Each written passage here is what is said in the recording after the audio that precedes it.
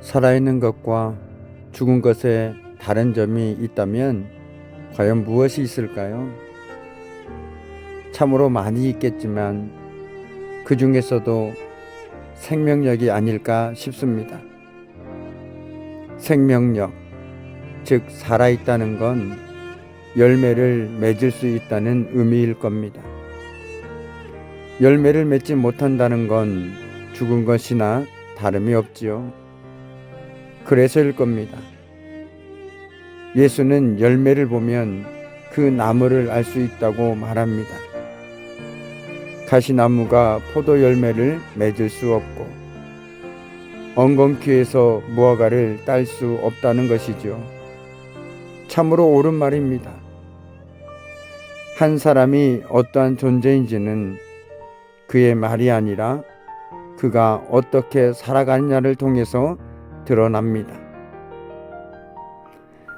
야고보는 우리가 한 사람의 그리스도인으로서 어떻게 살아야 하는가를 말하고 있습니다. 오늘 말씀에 믿음은 반드시 행함으로 나타나게 되고 행함이 없는 믿음은 죽은 것이라는 사실을 보여줍니다.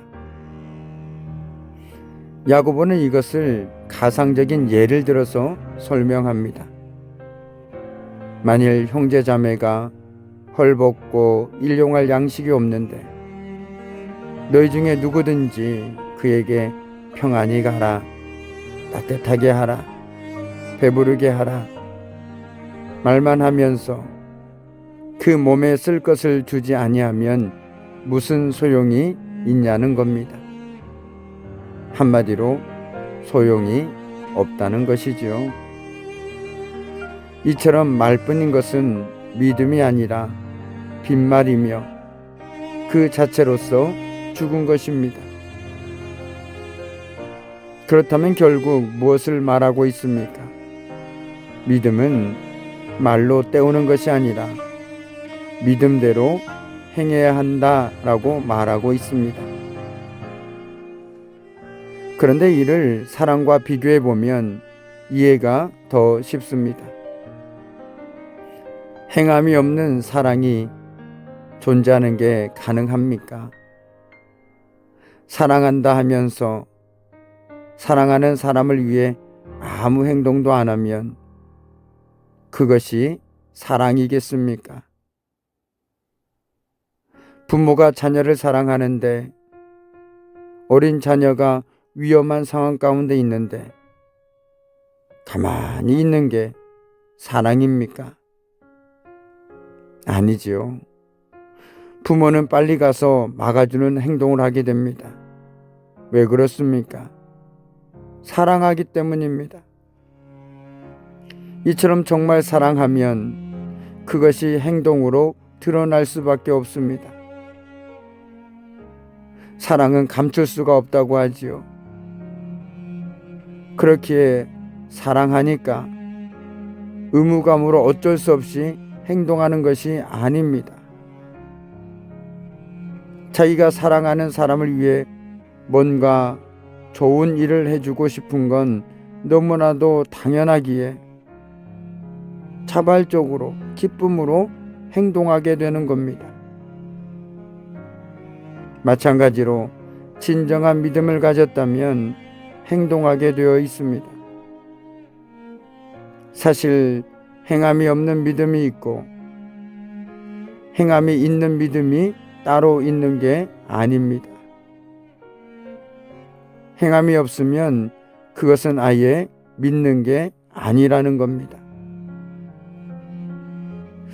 여기 유행성 출혈열로 33세의 죽음을 맞이하기까지 가난하고 아픈 사람들을 위해 자신이 가진 모든 것을 내놓은 안수연의 삶이 그려진 그 청년 바보 의사라는 책이 있습니다. 그 사람의 작은 몸짓과 섬김은 우리에게도 여전히 큰 울림과 감동으로 다가오고 있습니다. 이처럼 믿음은 행동으로 옮길 때 진정한 의미를 찾게 됩니다. 우리 주변에 믿음이 있노라 자랑하는 사람은 많으나 그 믿음을 삶으로 살아내는 분들은 많지 않습니다. 믿음은 입으로 말하는 것이 아니라 보여줘야 하는 것이죠. 그런 의미에서 본다라면 믿음은 삶으로 증명해야 하는 것입니다. 온전한 믿음은 행함과 함께합니다. 믿음 따로 행함 따로가 아니라는 것이죠. 이 둘은 분리될 수 없는 한 덩어리입니다. 마치 동전의 앞뒤와 같습니다. 믿고 순종하면 더 큰 믿음이 됩니다. 우리 모두가 말씀에 순종하는 산 믿음으로 오늘도 각자의 삶의 자리에서 하나님의 영광을 드러내는 삶을 살아가기를 간절히 축복합니다. 아멘.